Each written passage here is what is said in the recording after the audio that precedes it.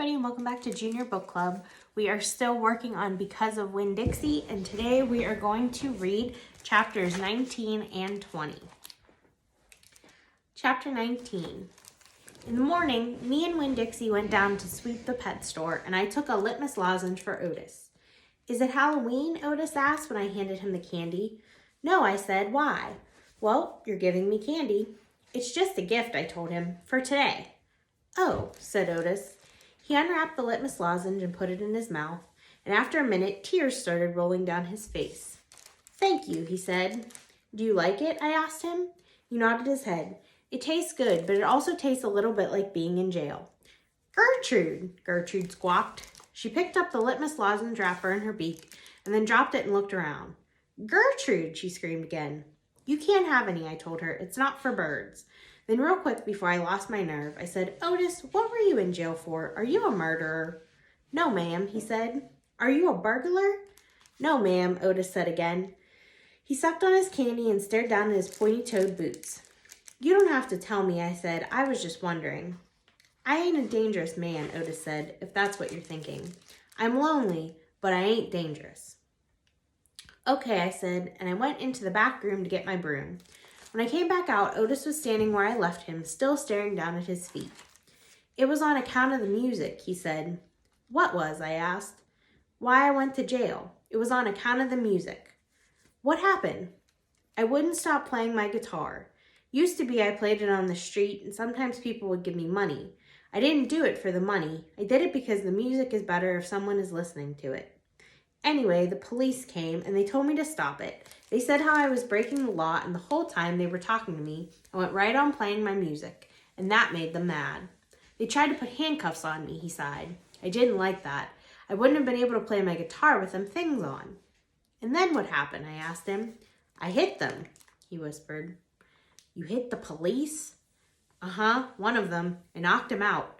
Then I went to jail, and they locked me up and wouldn't let me have my guitar. And when they finally let me out, they made me promise I would never play my guitar on the street again." He looked up at me real quick and then back down at his boots.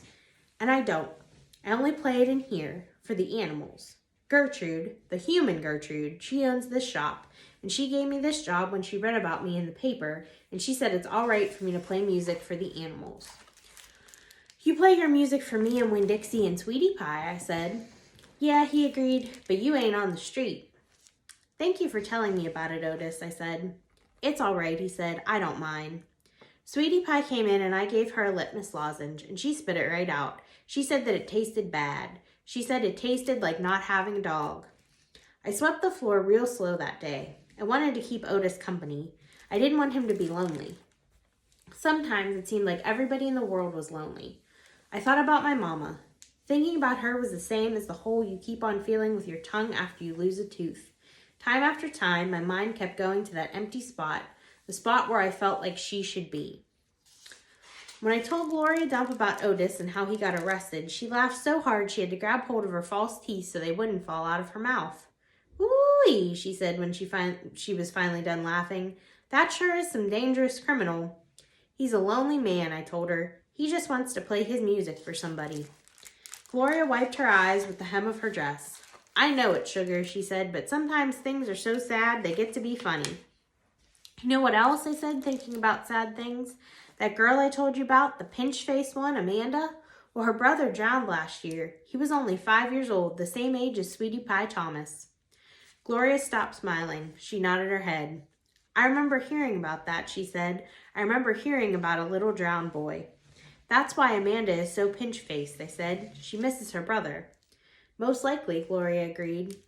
"Do you think everybody misses somebody, like I miss my mama?" "Mm-hmm," said Gloria. She closed her eyes. "I believe sometimes that the whole world has an aching heart."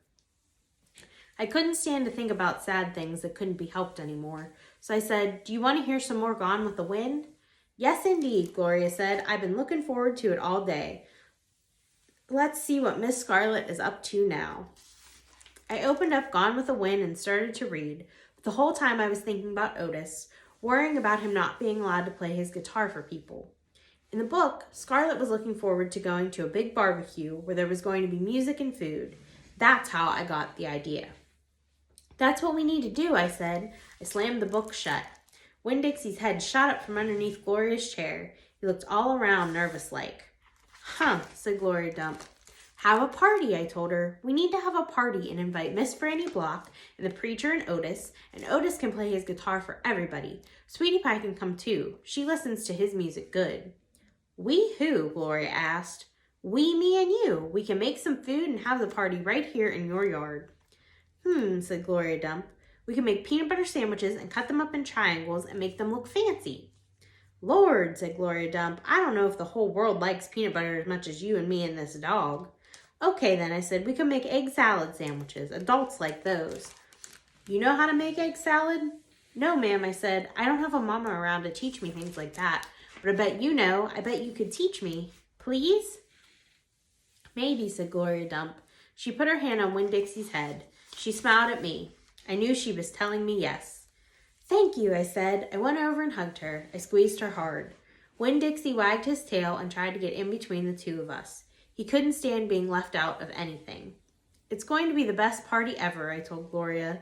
You gotta make me one promise, though, Gloria said. All right, I told her. You gotta invite them Dewberry boys. Dunlap and Stevie? Ain't gonna be no party unless you invite them. I have to? Yes, said Gloria Dump. You promise me. I promise, I said. I didn't like the idea, but I promised. I started inviting people right away. I asked the preacher first. Daddy, I said. Opal, the preacher said back. Daddy, me and Winn-Dixie and Gloria Dump are having a party. Well, said the preacher, that's nice. You have a good time. Daddy, I said, I'm telling you because you're invited. Oh, said the preacher. He rubbed his nose. I see. Can you come? I asked him. He sighed. I don't see why not, he said. Miss Franny Block took to the idea right away. A party, she said, and clapped her hands together. Yes, ma'am, I told her. It will be kind of like the barbecue at 12 Oaks and Gone with the Wind, only it's not going to be as many people, and we're going to serve egg salad sandwiches instead of barbecue. That sounds lovely, Miss Franny said, and then she pointed at the back of the library and whispered, maybe you should ask Amanda, too. She probably won't want to come, I said. She doesn't like me very much. Ask her and see what she says, Miss Franny whispered. So I walked to the back of the library, and I asked Amanda Wilkinson in my best manners voice to please come to my party. She looked around all nervous and stuff. A party, she said. Yes, I said. I sure would like it if you could come. She stared at me with her mouth open. Okay, she said after a minute. Yes, thank you. I would love to. And just like I promised Gloria, I asked the Dewberry boys. I ain't going to no party at a witch's house, Stevie said.